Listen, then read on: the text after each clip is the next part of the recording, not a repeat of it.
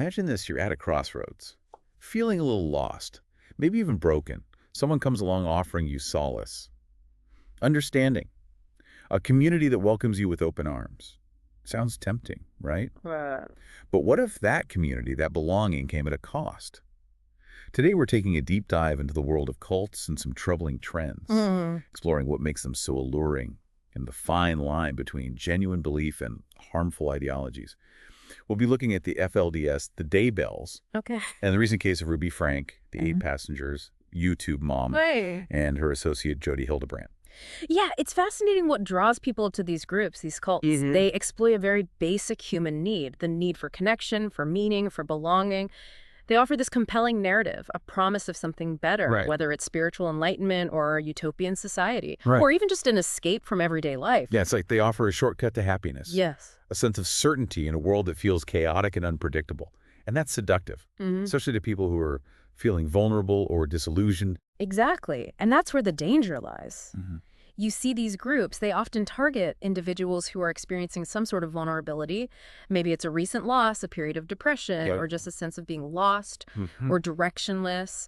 And they come in offering a sense of hope, a sense of purpose, belonging, but it comes at a price. Right. The surrender of individual autonomy and critical thinking. Like a trade-off, Yeah. a Faustian bargain. Exactly. You gain that sense of belonging, Yeah.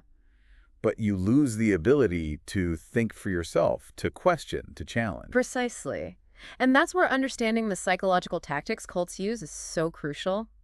One of the most common ones is what we call exclusion and repetition. Okay. They isolate their members from outside influences, like family and friends, even information that contradicts their ideology. Yeah. And then they bombard them with their own messaging, Right. their language, their rituals, creating this closed system where their worldview is the only reality. It's like building a mental fortress around them, protecting them from any information or ideas that challenge their beliefs. And the more isolated they become, the more dependent they are on the group That's exactly right. for information, validation, for their sense of self. Exactly. And that's how seemingly ordinary people can end up in these situations, believing things that to anyone on the outside seem completely irrational Right. or harmful. Yeah. They've been systematically stripped of their ability to think critically, to evaluate information, and to make decisions for themselves. And that brings us to the FLDS, a group notorious for those extreme practices of polygamy and child marriage Yes. under Warren Jeffs.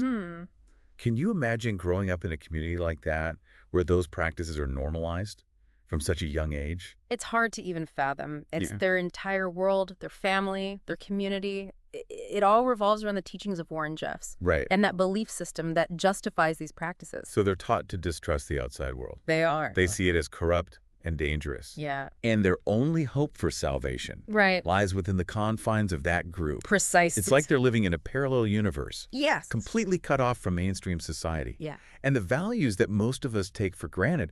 But what about people who join the FLDS later in life as adults? Well, it goes back to those vulnerabilities we talked about earlier. Okay. You know, those seeking belonging, purpose, or an escape from personal struggles. They can be drawn to the structure and the certainty that a cult offers, Right. the promise of a better world, Right. a higher purpose, even just special knowledge. Yeah. It can be incredibly enticing. Yeah. And then you add the pressure to conform, the fear of being ostracized, Right. and just the sheer exhaustion that comes with all the cult's demands. It becomes clear how people can lose their critical thinking abilities and just succumb to the group's ideology. It's a reminder that anyone can be vulnerable to this kind of manipulation.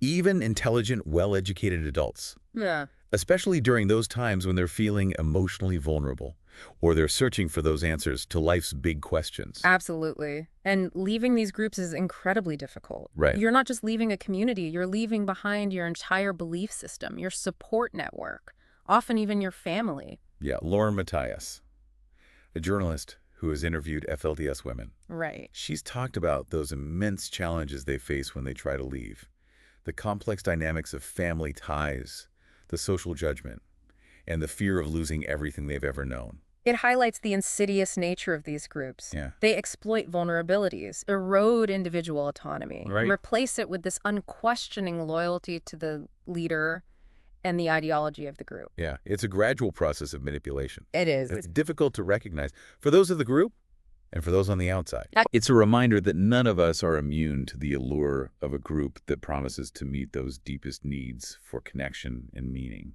And that's why it's so crucial to understand the warning signs, Right. to be able to recognize the tactics used by cults and other harmful groups, and to foster that culture of critical thinking that empowers individuals to question, to challenge, and to make informed decisions about their lives and their beliefs. Right. It's about recognizing that true strength lies not in blindly following, but in developing our own critical thinking abilities, being able to evaluate information, challenge assumptions, and make informed decisions about our lives and those we care about. Exactly. It's like building an internal compass that guides us through the complexities of the world, helping us navigate those murky waters of information overload and all those competing narratives. Yes, and it's about understanding that we all have vulnerabilities, and that none of us are immune to the allure of those easy answers and those promises of belonging and certainty that these groups offer. So how do we protect ourselves and the people we care about from falling prey to these harmful influences? That's the question, isn't it? And it's not an easy one to answer, but I think it starts with awareness. Okay. With recognizing the patterns, the tactics, Right. and the red flags these groups use. Got it. We need to be able to identify them, to call them out, and to resist their allure. So it's about being informed, Yes. educated, Now, and empowered. exactly. It's about taking back control of our own minds, our Right. beliefs, and our own lives. Okay, so let's dive into some specific cases All right. that illustrate these dynamics and help us understand the complexities of this issue. Sounds good. We're going to start with the Daybells, Okay. a story that gripped the nation with its bizarre twists and tragic ending. Chad Daybell, an author of apocalyptic fiction, Right. he positioned himself as a prophet with special insights. Yes. And Lori Vallow, a seemingly loving mother. Who underwent this dramatic transformation, Right. embracing Chad's beliefs, becoming increasingly isolated from her family. Yes. The question is, was she brainwashed, or was there something more at play? It's a question that a lot of people have grappled with, and there's evidence to suggest that she may have had a predisposition towards these extreme beliefs. You know, her fascination with near-death experiences and those teachings of Julie Rowe, another self-proclaimed prophet. But her rapid adoption of Chad's ideology and those drastic behavioral changes, it really does raise questions about potential mental instability and manipulation. It's like she fell down this rabbit hole Yeah. of these increasingly extreme beliefs. And once she was in that world, Right. it became difficult to separate reality from delusion. Exactly. But what about Chad? Was he a true believer, convinced of his prophetic abilities, or was he a master manipulator, exploiting Lori and others for his own personal gain? Well, you know, examining his writings, his claims of these near-death experiences, and his gradual accumulation of followers, it does suggest a possible narcissistic personality disorder. Okay. Individuals with this disorder often have a grandiose sense of self-importance, Right. this need for admiration, a lack of empathy, which can make them incredibly persuasive and manipulative, especially when combined with a belief system that justifies their actions. So he may have genuinely believed his own hype, It's possible. but he also clearly enjoyed that attention, Yeah. the power, the control he exerted over his followers, including Lori. It's a disturbing reminder that charisma Okay. and spiritual language can be used to mask those manipulative tendencies. And that brings us to a more recent case Yeah. that sent shockwaves through the online world. Ruby Frank and Jody Hildebrandt. Ruby, known for her YouTube channel, 8 Passengers, Right. which portrayed a seemingly idyllic family life, Yes. was arrested along with Jody, her business partner, Right. on charges of child abuse. Their organization connections promoted this rigid belief system, Right. centered on living in truth and rejecting distortion. Yeah, and this is where we see those cult-like dynamics again. Right. Connections emphasize this extreme discipline, often advocating for harsh punishments and emotional manipulation. Okay. There was a clear hierarchy with Jody as that ultimate authority figure. Right. And questioning her teachings was met with accusations of being in distortion and needing correction. So it was like they created their own language, Yeah. their own reality, where any dissenting opinion was labeled a threat Exactly. to the group's ideology. That's right. But what I find particularly perplexing is that Ruby, despite this public persona as a loving mother, seems to have fallen deeply under Jodi's influence. It is perplexing, isn't it? Yeah, how is it that someone who presents themselves as a champion of family values could be involved in such a harmful and abusive system? Well, I think it speaks to that insidious nature of manipulation. Jodi's message of living in truth might seem appealing, Right. especially to someone who is feeling insecure, overwhelmed, searching for easy answers. Yeah. She presented herself as having the key to this happier, more fulfilling life. Right. And for someone like Ruby, who may have been struggling with those pressures of maintaining this perfect online persona, Right? that message could have been incredibly seductive. It's like she traded one facade for another. Yes. The facade of the perfect family for the facade of spiritual enlightenment and self-improvement. Exactly. And the tragic irony is that in seeking this truth, she allegedly ended up harming the very people she claimed to love the most. It's a heartbreaking situation. Yeah, her own children. Absolutely. But what about her husband, Kevin Frank? Right. He was involved with connections as well, He was. but now claims to be estranged from Ruby. So how culpable is he? It's difficult to say without knowing the full extent of his involvement. Yeah. However, his recent actions have prioritizing property retrieval Right. over the well-being of his children. It raises some serious concerns about his judgment and his commitment to their welfare. It begs the question, at what point does complicity become just as damaging as direct abuse? It's a question we all need to consider. Right. It's easy to point fingers at the obvious abusers, those charismatic leaders. Yeah. But what about those who stand by and watch, who turn a blind eye to those warning signs, Right. who prioritize their own comfort or their own beliefs over the safety and well-being of others? It's a challenging question, and it requires us to examine our own values, our own choices, and our own willingness to speak up against injustice, Okay. even when it's uncomfortable Yeah. or inconvenient. It's a reminder that silence can be complicit Yes, and that inaction can be just as harmful as direct abuse. absolutely. And it brings us back to this broader theme of critical thinking, of being aware of those red flags, of recognizing those patterns of manipulation that can occur in any group or relationship, Yeah, even within families. that's right. And it's also about acknowledging that these patterns aren't limited to religious groups or cults. We see them in online communities, self-help movements. Even in intense fandom cultures, the lines can get blurry. Yeah, it feels like everywhere you turn, there's someone offering a quick fix, Right. a simple solution, Yes. a sense of belonging. But it often comes at the cost of our critical thinking. Exactly. And that's why it's more crucial now than ever to really cultivate those critical thinking skills, Okay. to be more discerning consumers of information, to question authority and recognize those red flags of manipulation. So it's not about shutting ourselves off from the world or becoming suspicious of everyone we encounter. It's about being informed, engaged, critically aware. Yes. And it's also about understanding that manipulation doesn't always come in this overtly sinister package. It can be disguised as love as support, as a pathway to self-improvement. And that's why it's so important to be aware of those subtle signs, to trust our gut instincts, and never be afraid to question those who claim to have all the answers. Okay, that makes sense. So let's go back to Ruby Frank and Jodi Hildebrandt for a minute. We've discussed Ruby's role, the influence of Jodi Hildebrandt, and those disturbing practices promoted by connections. But there's one piece of this puzzle that we haven't fully explored yet. And what's that? The reactions of the Franke family, particularly Ruby's sisters, to the allegations of abuse and the subsequent arrest. Yes. Their responses, or lack thereof, have been a source of much discussion and controversy. While some have expressed sympathy for their situation, many have criticized their seemingly superficial statements and their focus on protecting their own online platforms rather than addressing those serious allegations against their sister and the alleged abuse of their nieces and nephews. It's a complex situation for sure, and it's understandable that they would want to distance themselves from the controversy Right. and protect their own livelihood. Of course. However, their reluctance to acknowledge the victims or to express any real concern for their well-being has left many feeling disappointed, even betrayed. I can see that. It raises questions about the depth of their family bonds, their willingness to confront uncomfortable truths, and the prioritization of online personas over genuine human connection and empathy. One example that really stood out to me was a video posted by Bonnie Holine. Oh, yes, one of Ruby's sisters. Exactly.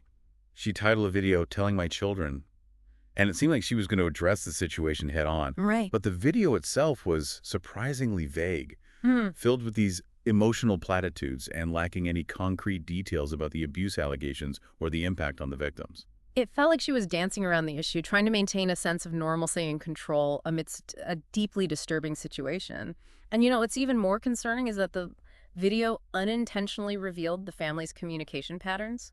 In what way? That lack of open dialogue, the avoidance of difficult emotions, and the prioritization of maintaining this positive facade, it all points to a dysfunctional dynamic that may have contributed to the acceptance or at least the overlooking of Ruby's harmful behaviors. It paints a rather disturbing picture of a family where appearances matter more than genuine connection, where vulnerability is seen as a weakness, and where uncomfortable truths are swept under the rug.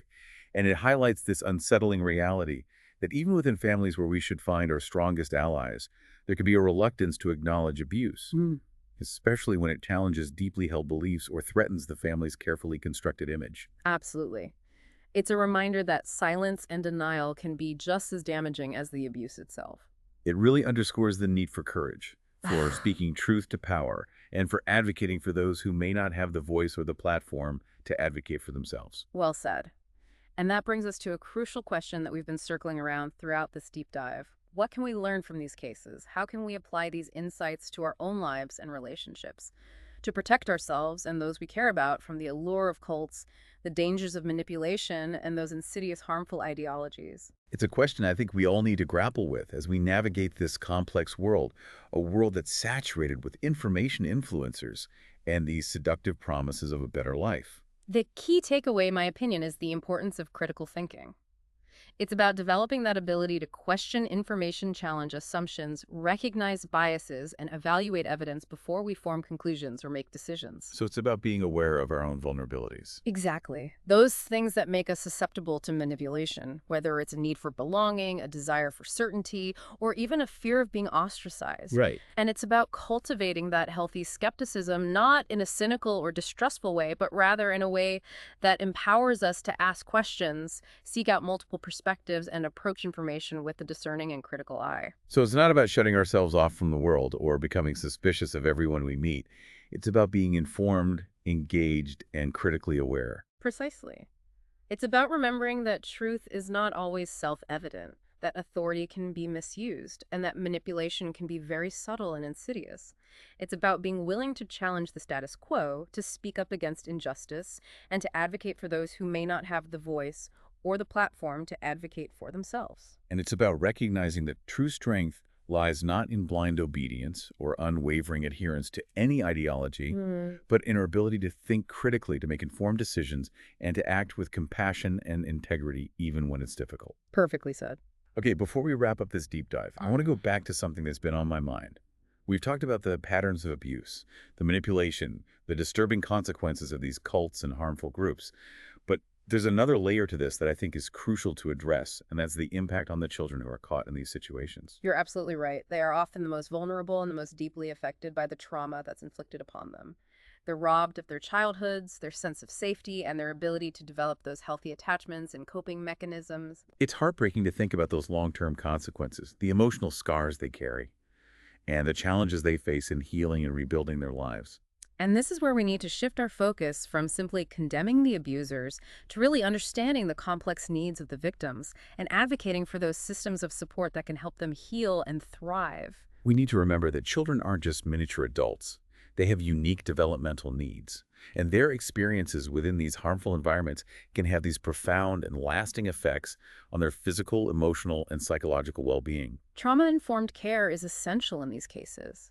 It's about recognizing that pervasive impact of trauma, understanding the ways it manifests in children's behaviors and relationships, and creating those safe and supportive environments where they can begin to process their experiences and develop healthy coping mechanisms. That includes things like access to mental health services, educational support, and legal advocacy that really prioritizes their best interests and helps them navigate those often complex legal and social systems. Yes, and remembering that healing is a journey. It's not a destination. These children may face challenges throughout their lives, and they need that ongoing support and understanding to navigate those challenges and build those fulfilling and meaningful lives. It's a reminder that our responsibility goes beyond simply identifying and condemning abusers. We have to be advocates for the victims, ensuring they have access to the resources and support they need to heal and thrive. Well said.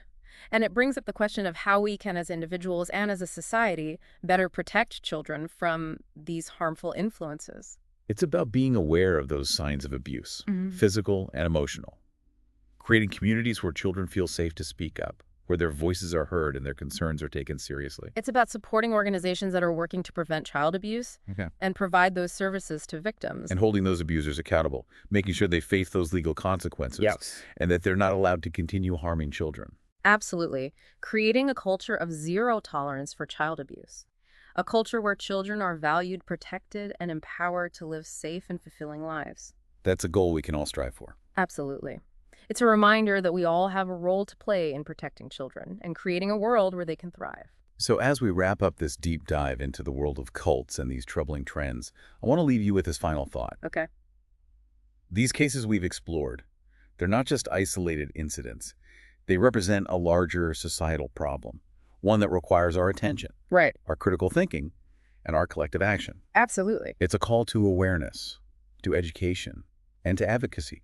It's about recognizing those warning signs, challenging those harmful ideologies, and supporting those who have been affected by these destructive influences. It's about remembering that we all have a responsibility to protect the vulnerable, to speak up against injustice, and to create a world where all individuals, especially children, can live safe, fulfilling, and meaningful lives. That's a powerful message, and one that I hope you'll carry with you as you navigate the complexities of your own life and your own relationships.